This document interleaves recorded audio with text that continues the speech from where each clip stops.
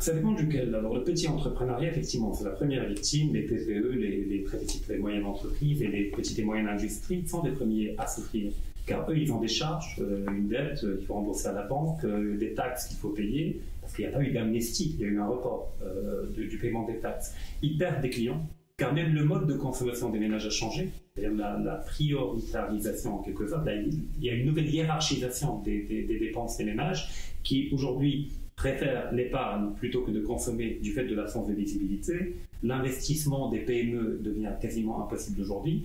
Par contre, le gros capital marocain, ceux qui détiennent l'essentiel de l'appareil productif ou bien du capital financier au Maroc, eux ont profité de la crise pour enclencher ce qu'on appelle une consolidation capitalistique, une forme de concentration capitalistique par le rachat massif, soit des petites entreprises qui font faillite, soit la récupération des parts de marché laissées vierges et vides par les petites entreprises qui ont fait faillite. Donc quand on voit le prix du poulet, qui est la denrée de base de beaucoup de Marocains, parce que la viande est hors de prix pour beaucoup de Marocains, on a vu le prix quasiment doubler dans certaines régions du Maroc. Et il n'a pas doublé parce qu'il y a une rareté des poules, il n'a pas doublé parce que les gens ont un désir supérieur de poules durant le Covid, mais tout simplement parce que beaucoup de petits producteurs ont connu la faillite, et que les gros producteurs à Casablanca se sont retrouvés dans des situations d'oligopole.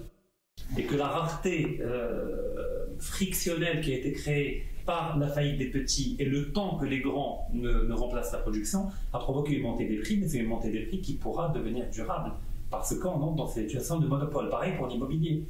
Aujourd'hui, il y a des gens très puissants, très riches, qui rachètent au rabais des terrains et des terrains et des terrains dans différentes villes du Maroc et qui vont se retrouver dans des situations d'agrandissement du capital et d'accroissement de leur capital sans qu'il y ait eu de travail derrière et sans qu'il y ait eu de recherche ou d'innovation derrière.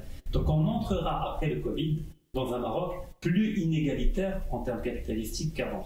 Donc avec une plus grande concentration en haut et une plus grande dépendance en bas vis-à-vis de ce capital supérieur qui va devenir consolidé et concentré.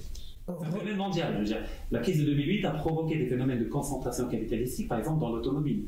Moi, je me souviens, l'automobile il y a 20 ans, il y avait plusieurs marques.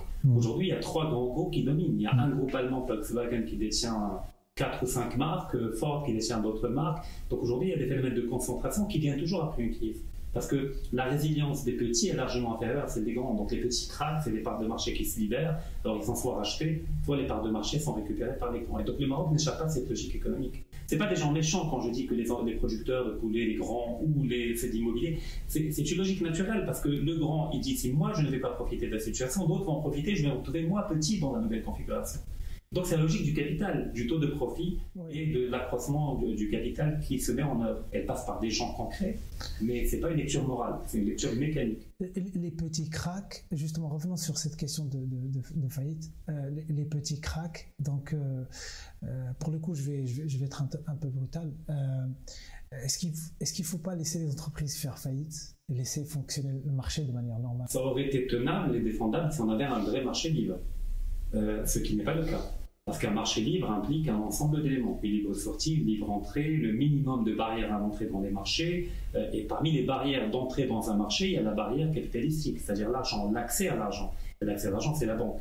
Et au Maroc, il y a quasiment zéro prise de risque au niveau du secteur bancaire marocain.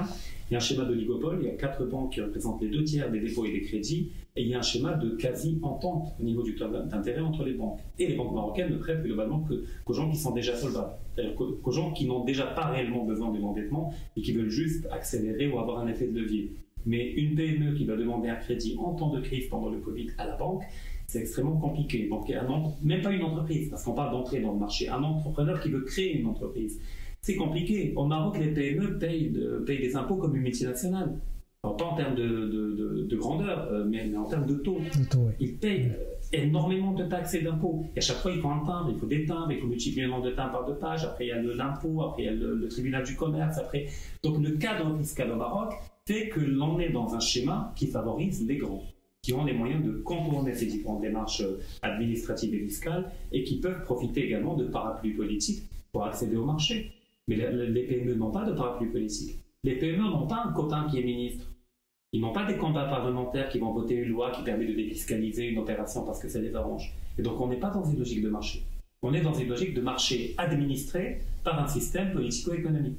qui éjecte de fait les PME du grand gâteau.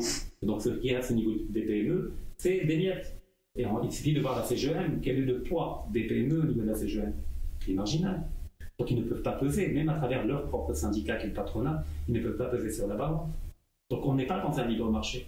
Donc on ne peut pas laisser le marché faire. Laisser le marché faire, c'est laisser les grands faire. C'est laisser le poulailler, c'est laisser plutôt le renard faire ce qu'il veut dans le poulailler. C'est ça ce que veut dire laisser le marché faire au Maroc.